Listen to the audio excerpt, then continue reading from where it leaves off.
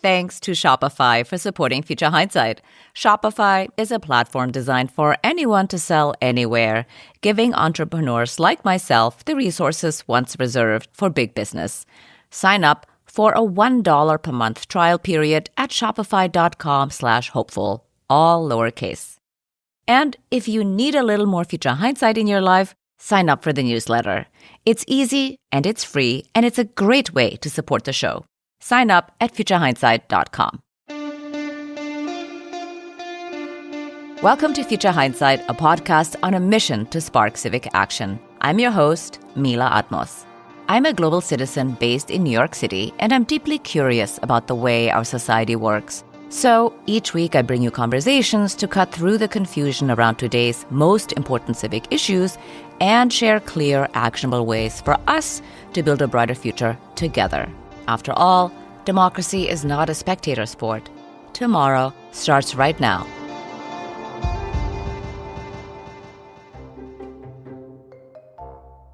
We've had a number of conversations this year about how the Constitution is in dire need of reimagining. And so we thought that in honor of July 4th, we should revisit an episode that proposes a fresh way to interpret the Constitution. It's time to break free from originalism and embrace inclusive constitutionalism. It's a framework that builds democracy with equal membership for all. Our guest is Madiba Dennie.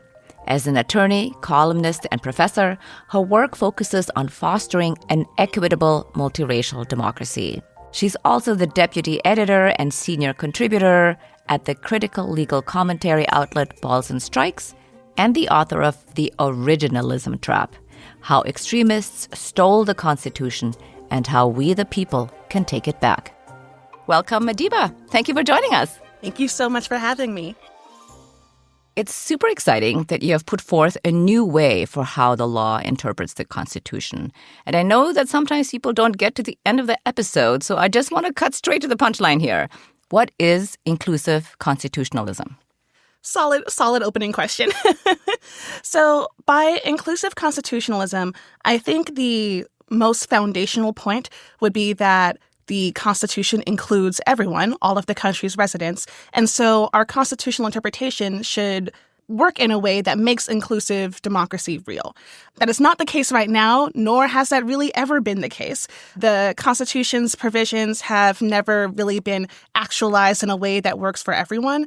And I think that is a mistake, both morally, but also legally, if you look at the text of the Constitution itself. The whole point of the Reconstruction amendments was to foster this kind of multiracial democracy for the first time. These were the amendments that were enacted in the wake of the Civil War and tried to address the status of newly freed, formerly enslaved people. And so for the first time, we got a constitutional commitment to an expansive multiracial democracy. And I think that that is the lens that we should be applying to all of the Constitution. So when we're applying any of the Constitution's provisions, we should think about what do these mean in light of the liberatory goals of the Reconstruction Amendments. Mm-hmm. So tell us a little bit about how inclusive constitutionalism will achieve this vision of this goal. Right. So something you said at the beginning that stood out to me was that democracy is not a spectator sport. And I think that that's a big part of inclusive constitutionalism as well, that it really is for everyone and encourages the public to think about what the Constitution means. Right now, the Constitution is interpreted basically only by the Supreme Court. That is a relatively new phenomenon. It has not always been the case that only the court would say what the law means. Like, there's been some political contestation throughout American history. But now it's as if that sole responsibility has been left to the Supreme Court alone. And so I think that there is a role for the public to articulate what it believes the Constitution means, especially through this frame of the Reconstruction Amendments. And it can push back against the Supreme Court on what it says the Constitution means, whether they can do this through their own forms of state constitutional interpretation, advocating for what the federal Constitution should mean, pushing for ballot initiatives. There are all kinds of ways that regular people can shift what we think of as the Constitution's meaning. I want to delve deeper into that. But before we go there, the subtitle of your book is How Extremists Stole the Constitution and How We, the People, Can Take It Back. So it's clear, it's fair to say, I think, that inclusive constitutionalism is a cure for originalism. So just so we're on the same page, what exactly is originalism anyway? So originalism is the idea that the meaning of the Constitution is fixed in time. Originalists say that it is frozen at the moment of enactment. So at the time the Constitution was ratified, at latest 1868 or so, if we're talking about the Reconstruction amendments. But for other parts of the Constitution, much earlier than that. So in order to determine what the Constitution means today, they would say, open up your time capsule, look back and see what folks were saying in early 1800s. That could potentially be checking an old-timey dictionary to see how they define certain terms, or looking at old grammar books or newspapers, or sometimes they'll consult like political writings, like say the Federalist Papers, and say, from reviewing these, we can determine how the public originally understood what the Constitution means. And however they thought it meant then is what it means now. Right. So we have to go back to the 18th century in order to understand how the founders thought about the Constitution, which, of course, is a completely ridiculous idea in the year 2024. But to be fair, originalism used to be kind of obscure, right? How did it become legitimate and now so dominant in matters of constitutional interpretation? And, along those lines, what are the goals of originalism? So I think I would say the goal of originalism is basically to turn back time. I think conservatives essentially got the idea that if you can freeze the meaning of the Constitution, you can freeze the country as well. And so as part of a backlash to the successes of the civil rights movement, we saw this form of legal interpretation develop, saying, well, actually, anything you're advocating for now, these sort of moves by social groups, your Martin Luther Kings, like people are pushing forth their idea of what freedom and liberty and equality should mean in the present day. Actually, none of that matters. What matters is what we think Thomas Jefferson said hundreds of years ago. So it's a way of taking ownership of the democratic project away from today's citizenry, and also outsourcing responsibility so you can sort of put blame away from yourself. It allows you to say things like, it's not that I believe this discriminatory thing. However, that's the Constitution that we have. Or if I'm faithfully applying the law as per what I assume the public thought 200 years ago, then it has these consequences for you that may be unfortunate, but I'm just an honest legal interpreter. It's not me acting out my own political biases or values. And none of that is actually true, but it provides a very helpful cover, I think. Right. In the words of John Roberts, right? Yeah. Balls and strikes. Balls Just calling strikes. balls and strikes. So I think the most clear example, recent example, I should say, of the aims of originalism is the Dobbs decision. You argue that Dobbs is even worse than we think. It doesn't only curtail our right to have an abortion, but it's also a Trojan horse that puts substantive due process rights at risk. Tell us more about how Dobbs opens the door to more rights being taken away, and what do you think is the next right to go? So in Clarence Thomas's concurring opinion in Dobbs, he's pretty explicit about where he thinks the conservative legal movement should go next. So in the majority opinion, what Alito and the other conservatives are saying is basically substantive due process rights are too broad. And so because it can encompass a lot, we need to have a strict, narrow historical way of defining what falls within a substantive due process right. That's how they assert this idea of history and tradition as the sole defining factors. Something has to be deeply rooted in American history. Never mind the quality of said roots, but it must be deeply rooted. But Clarence Thomas actually goes a step further. He says that there are no substantive due process rights at all, and so all substantive due process decisions should be overturned.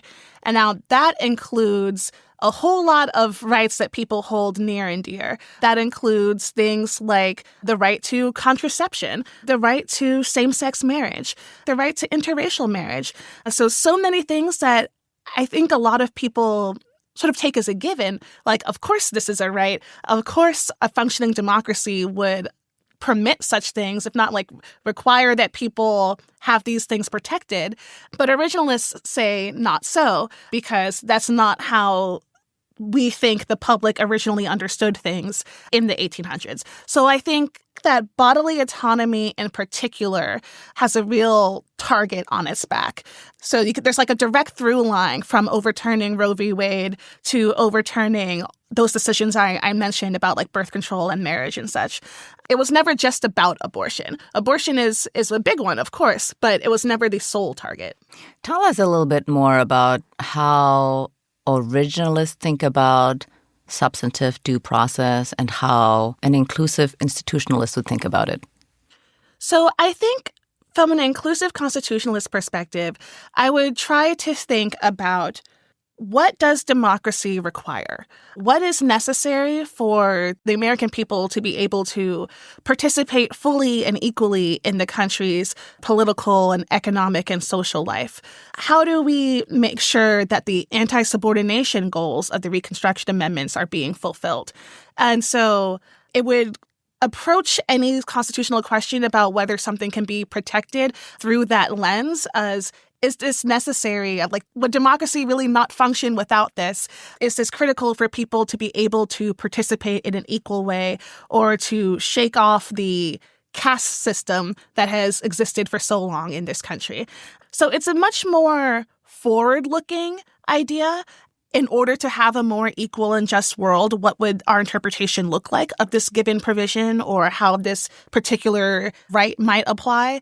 Whereas the originalist idea, it doesn't look at the principle. It looks at a particular point in time and says, you know, I can turn to my historical textbook, look and see what was happening in 1800, and that's what was happening. That's what governs today. Even when I say that, I'm partly being facetious, but I'm also being a little bit generous, because if you look at how the Supreme Court has applied originalism in some of its cases, like Dobbs or like Bruin, the gun case, Clarence Thomas engages in this really absurd cherry picking through history where he will basically discard any history that doesn't fit the goal he wanted. He goes through a whole bunch of laws that were happening around the same time and says, well, those don't count because they were before the founding, which makes them too early. Or these don't count because they were after the founding and made them too late. And sure, these were at the same time, but there were only a few of them, and I don't think it was really representative of the time. And so every single thing that could go against what the Republican policy agenda was, he finds a way to cast it aside. And it shows multiple problems with originalism. One is that the idea that there is a single objective, discoverable historical meaning is kind of nonsense. Things have always been debated and contested throughout history, and that's fine. That's healthy even, as we should be debating what things mean and how to best apply them and live out these principles. On top of that, like, not only is there not a real clear historical meaning, they pretend that it gives you this objective metric, but we're seeing that he's still just sort of picking willy-nilly whatever his favorite parts are to get to the result he wants. So all it does is allow you to conceal your reactionary policy agenda. Mm-hmm. Well, I don't know if it's concealed. I think it's pretty plain to see. We understand what's happening. I mean, I think even the most generous commentator of the Supreme Court will agree that their agenda is visible to the naked eye. So this conversation would not be complete without talking about Shelby County versus Holder, a prime example of the flawed logic of originalism and how it has already made other anti-democratic decisions from the Supreme Court possible. Aside from making the Voting Rights Act toothless, what in your mind is the most damaging downstream effect from that decision that have come since then? That's an interesting question, because Shelby definitely did cause a lot of damage. So trying to to pick and isolate a particular thing, well, I think one of the most egregious, offensive parts of Shelby, I think, was reintroducing this idea from Dred Scott. Dred Scott being the Supreme Court's probably single worst decision, where they said it would be unfair to states if other states were allowed to recognize Black people as citizens, and where they subjugated people's rights to this sort of lofty idea of what states are entitled to, pitting the government against the people and prioritizing this idea of what states have the power to do over what people should be empowered to do. And I think Actually, I don't just think, I know that is the exact same kind of logic and same kind of cases that are cited in Shelby, which I found deeply disturbing. Like, literally the same cases that the Dred Scott opinion brings up to justify its idea of what they call equal footing, and what John Roberts then later rebrands as equal sovereignty. It's the exact same thing. They're talking about the same principles and manipulating them in the same way. The equal footing doctrine, as it was called way back when, basically was saying that states are admitted to the United States and become part of the Union on the same terms as other states. And this was a general principle. It wasn't actually uniformly applied, but as a general rule. That is completely different from the power of states over the people who reside in those states. And yet, both Dred Scott and Shelby County just decide, apropos of nothing, because there's no actual legal basis for this, that this idea suddenly gives states all kinds of power to abuse the rights of the people within those states. And I found it deeply disturbing, and I think we have seen a lot of trickle-down effects from that in the Voting Rights Act, as you mentioned, but also in general. I think we are increasingly seeing this idea of states having unchecked power over the people in those states at the expense of the rights that people are supposed to have and are supposed to be protected nationwide, but instead states are permitted to run roughshod over those. Yeah, that's well put.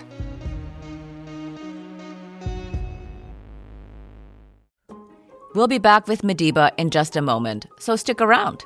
I promise you'll love this episode's Civic Spark. One small step we can all take to be more empowered and ignite collective change.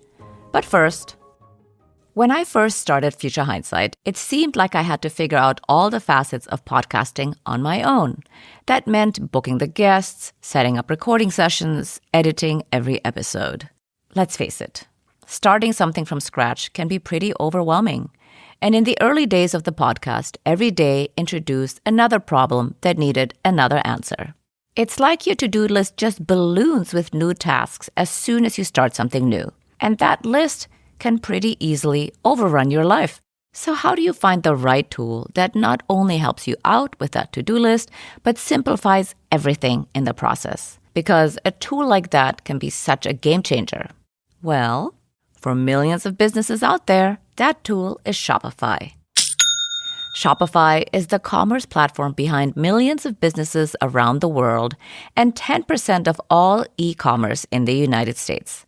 From household names like Cotopaxi and Momofuku to brands that are just freshly getting started. Open that door for yourself and get started now with your own design studio.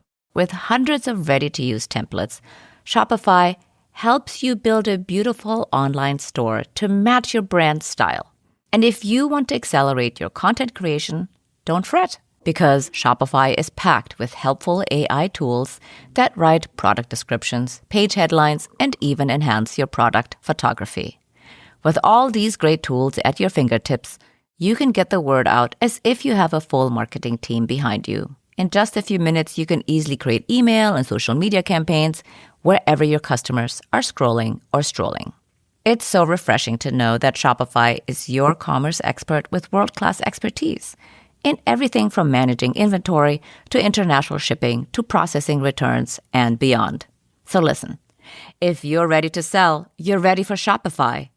And what I love about Shopify is that no matter how big you want to grow, Shopify gives you everything you need to take control and take your business to the next level. Turn your big business idea into cha-ching with Shopify on your side. Sign up for your $1 per month trial period and start selling today at shopify.com/hopeful. Go to shopify.com/hopeful. Shopify.com/hopeful. And now, let's return to my conversation with Madiba Dennie. Well, it's clear. It's time to take back the Constitution from originalists and choose to interpret the Constitution in a way that serves all of us.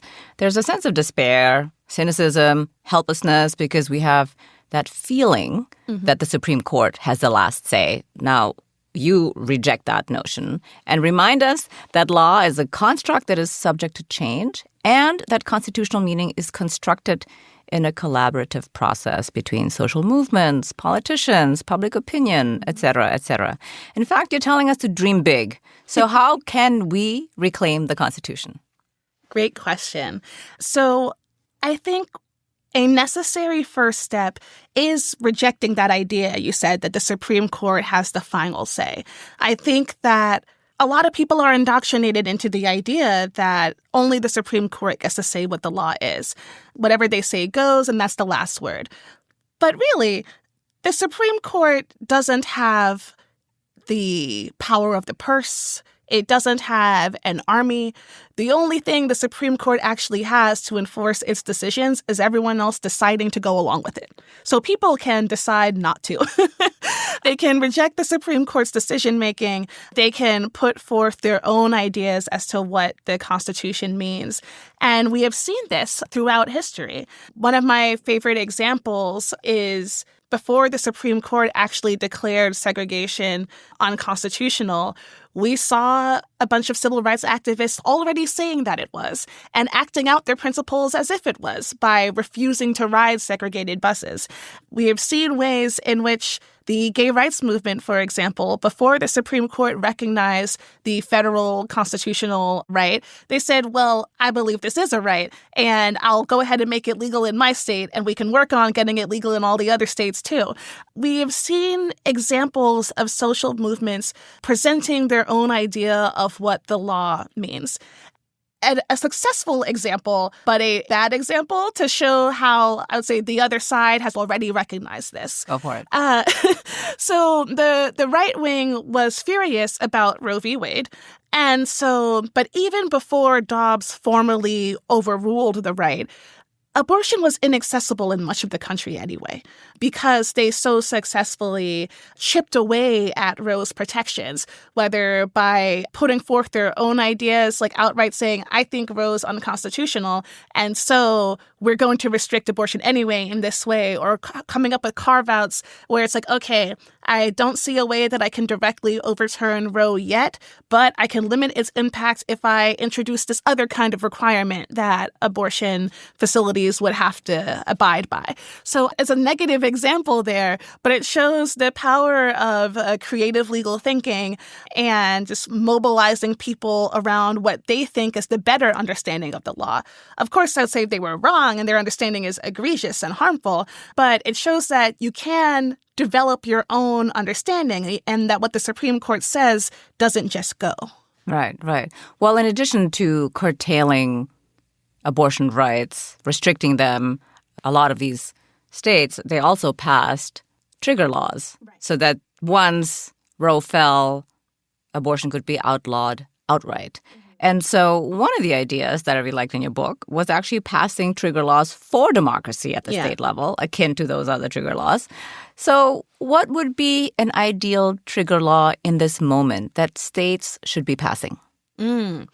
So an example I give in the book that I enjoy is a trigger law about public campaign financing, because we have such a horrible, overwhelming influence of dark money in our elections. And we have seen the Supreme Court basically say, that's okay. That they've equated money with speech and said that any amount of money drowning out regular people's voices, that's fine. And so I think that it would be great to see states pass their own sort of money and speech regulations to try to limit the impact in spite of what the Supreme Court says. And sure, the Supreme Court will disagree, but by doing it anyway, you are articulating what you think the better version of the law is. You can rally other people around this understanding, like use it to mobilize people. And if/when you do overturn a ruling like Citizens United, you already have this legal infrastructure in place ready to go. So I think there are a lot of advantages to just going ahead and doing what you believe is the right thing, even if, or perhaps especially if, the Supreme Court says otherwise. Yeah, I think this is the most creative way to counter Citizens United that I've heard of, because most people talk about a constitutional amendment, which would be really, really difficult to pass as an answer. But if you think about Roe being overturned, that it took 50 years and it took this chipping away at the perception that it should not be legal or should be legal either way, that it made the final decision possible. Right. And it made those trigger laws viable as waiting, like ladies in waiting, waiting to be enacted.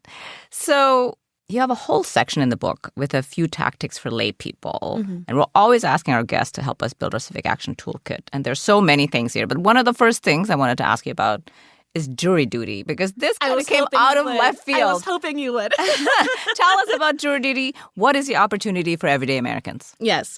So I want listeners to know about a little thing called jury nullification. Jury nullification is one of the best kept secrets in law. And it is the idea that no matter what, if you are on a jury, you do have the right to just say no. You can choose to find a defendant not guilty. You always have that power. And I think that that's especially important for people to remember right now when we're seeing such rampant criminalization for the use of what should be protected rights, like people to have control over their own bodies and access reproductive health care, for people who are protesting. We're seeing whenever there's a social movement that the state has a problem with, the police are always who gets called in, and they always use force and violence to put these movements down and the threat of being thrown in jail. And so I think it will be really important for people to remember that if we see that happening and you're on a jury and a prosecutor is trying to incarcerate someone for accessing a right, you can say no. You can prevent that prosecution from being successful. And I know that jury duty often sucks. It's not most people's idea of a good time. But I think that there's a lot of utility there that doesn't often get spoken about. Well, in this context of a time of protest by a lot of students, tell us the story about the Vietnam War protesters and how they essentially were exonerated by the jury. And it really set a different standard of perception among the public. Yeah, I really thought this was an incredible story. It was about a group of protesters. A lot of them were young people. A lot of them were affiliated with the clergy as well. It's a group of Catholic leftists who were opposed to the Vietnam War. And they decided to sabotage the Vietnam War by breaking into one of the offices that the military had and destroying the draft slips. So this was a great tactic because, one, it actually works on the material level of preventing the military from being able to call up more people. So it actually does gum up the works of the draft effort. Two, I think it's symbolically powerful as well to dismantle these. But they were arrested. They had the whole group of them. It was dozens of people. They all got arrested.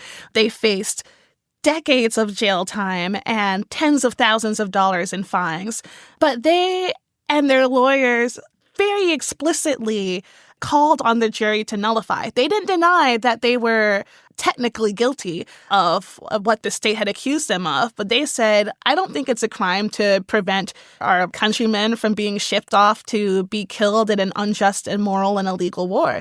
I don't think it's a crime to oppose our government always having money for bombs and not for our schools, as they were from like a dilapidated neighborhood. And they presented this evidence to the jury and encouraged the jury outright, saying, like, if you are with us, if you support us, then don't convict us. And that's exactly what the jury did. And I just thought that was incredible and such a good example of protesters and community coming together, like having each other's backs and really sort of turning the tide of like what people thought the government should be doing in that moment. Right. I think it's a perfect example to say that the court does not have the final say on how the Constitution should be interpreted. Mm-hmm. So I mentioned just now, we always ask people what advice they have. In addition to serving on jury duty, what are 2 things an everyday person can do to reclaim the Constitution? Okay, let me think for a second. Join your local union. That's a good thing or if you don't have one, form a union. I think that it would be very helpful for people to start agitating for democracy generally if we also have democracy in our workplaces. And I think it would be useful for sort of beginning coalition building, because that's essentially what a union is, right? You have a bunch of these people coming together for their sort of common goals and thinking about power imbalances within their smaller like workplace group. But I think that these are principles that apply outside of the workplace as well. So maybe it could be a good opportunity to sort of practice democracy so you can take this with you into our society more broadly. And another thing folks can do, check out your state courts and your state legislatures. They can be a source of good. They are often a source of bad. And I think state courts in particular, people are beginning to pay more attention to them now, but they have been slept on for a long time. And there's a lot of power there. That's definitely a significant close to home place where people can start influencing what the Constitution means, whether through cases that they bring or through a lot of judges are elected at the local level. So people can make the Constitution a campaign issue and say, we're not getting any originalist judges on this bench. No more. Yeah, that's a good way. For sure, I think a lot of people still don't know that a lot of these activist cases that land before the Supreme Court start at the state level, right? And so then it goes up the ranks and goes to the Supreme Court for it to be decided in favor. And a lot of these things, as you know, of course, are cherry-picked by the Supreme Court. Like these are the things that we want to decide on and then pick them up. So speaking of joining a union and organizing together, do you see a place for a movement that is akin to building like a federalist society in favor of this kind of constitutional interpretation? Absolutely. Where would you start? So I think there are some organizations that have been trying to build up things like that. There's the American Constitution Society, for example, which it's around 25-ish years old. I think I've heard them sort of jokingly refer to themselves before as like FedSoc's little younger sibling, because I think they saw what was happening with FedSoc and was like, all right, hang on. we need to develop some infrastructure as well. But there are also some newer, cool lefty legal groups. Think about like the People's Parity Project, which really tries to cultivate a lefty legal community, I think in the same way that FedSoc has done for the right. FedSoc has done so much for the right wing. But I think one of the things that we maybe don't talk about often, I know we talk about the sort of developing of a pipeline of judges, which is hugely important. And like we've talked about, like Leonard Leo's dark money web, also hugely important. But I think there's also a social function that prevents ideological drift because they have this sort sort of right-wing legal community watching them and that will check them. And so I think that it can help to build community in that, like, you have people who will stand by you so you don't feel isolated if you're making progressive decisions. And also, if you misstep, you have colleagues who will then sort of call you back in and like remind you of where you went astray. And I think that we're beginning to see this develop a bit more. I think People's Parity Project is like one such group as they're doing cool advocacy, connecting with law students and lawyers around the country, trying to create this kind of space. And I know there's a group called Court Accountability that I think is beginning to do some of this kind of work as well. And I'll shout out Demand Justice as well. They're pretty good. Who, as a totally non-biased person.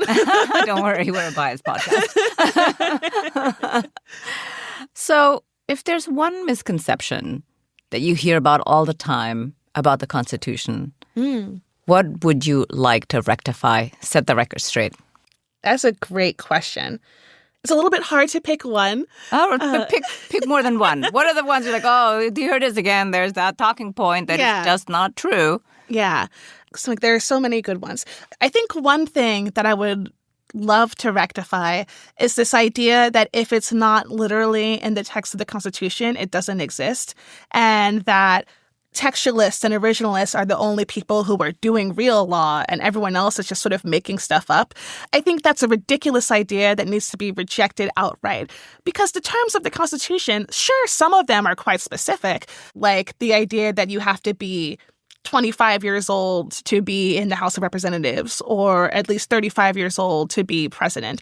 But things like liberty, things like due process, or things like cruel and unusual punishment, those are exceedingly broad terms. There's not an objective meaning of that term. People should feel free to debate the meaning of that and what they think it extends to. And sort of related to that as well, I think it goes along with people saying, well, I don't see this word written in the Constitution anywhere, so it doesn't count. But the Ninth Amendment, in addition to me thinking the 14th Amendment is right there with regards to liberty, I would also say the Ninth Amendment is right there. The Ninth Amendment literally says that just because it is not an enumerated right doesn't mean it doesn't exist. That's one thing I would give the founders, in that they identified a bunch of rights by name, but one of them had to have had the bright idea where they're like, wait a second, maybe if we're listing all these, someone will think that these are the only rights. We should provide a caveat. And so they did provide a caveat. It's called the Ninth Amendment. And it says that this enumerated list doesn't mean that because it's unenumerated, it doesn't exist. And yet we hear that all the time. People saying, well, this isn't there, and so it doesn't count. And I think that's nonsense and serves to suppress social movements and the kind of work that they would do to fight for the rights that they believe aren't being recognized. And this one's more of a smaller scale pet peeve thing, but the idea of people just invoke the First Amendment without regard for what the First Amendment actually means. Like, you can tell somebody to shut up and they would say, I have a First Amendment right. And it's like, that's about the government forcing you to stop speaking or censoring you. It doesn't mean that I can't tell you that I think what you're saying is a load of crap. Like, blocking you on Twitter is not a First Amendment violation. Right. Yeah, people don't know that. They really don't. I feel like I hear that too often. It's like, oh, you have to engage with me because of the First Amendment. And it's like, actually, my First Amendment means that I can choose whether or not to. Yes, yes, exactly. Yeah, we agree there, 100%. So as we're closing out our conversation here today, looking into the future, what makes you hopeful? Well, I think that's something that gives me a lot of hope, even as dark and as trying as these times are, is to remember that there have always been dark and trying times and that people have fought all the same. And often people have won all the same, even though we have these formidable obstacles. I think that there is strength in remembering that law is a construct that is subject to change because it means we can be the agents of that change. And I think there's power in remembering our community. This is maybe a little bit corny, but I really think it's true that the people united will never be defeated and that collectively we can always fight for a different way forward. Mm-hmm. Yeah, totally agree. It's a good reminder that justice is not a destination. It's an ongoing work that all of us have to engage in. Mm-hmm. Thank you very much, Madiba, for joining us on Future Hindsight. It was really a pleasure to have you on the show. Thank you. This was a lot of fun. Madiba Dennie is the author of The Originalism Trap, How Extremists Stole the Constitution and How We the People Can Take It Back. Next week on Future Hindsight, we're joined by Elizabeth Sawin. She's the director of the Multisolving Institute and the author of Multisolving, Creating Systems Change in a Fractured World. I've looked back at my own career focused on climate and then on multisolving and sort of thought, if I could have a do-over and I really want to protect the climate, I would work on voting rights and democracy. And my reason for thinking that is study after study that shows that the same groups of people who have the most barriers to voting are also the strongest climate advocates. That's next time on Future Hindsight. Now, be sure to follow us on your podcast app. With brand new episodes every week, Future Hindsight is here to help you stay engaged. Follow Future Hindsight now so you don't miss a beat. And if you're looking for an easy and free way to support Future Hindsight and all the work we do as an independent pro-democracy podcast, sign up for our newsletter. Head to futurehindsight.com now. Thanks for tuning in, and until next time, see clearly, act boldly, and spark the change you want to see. This episode was produced by Zach Travis and me.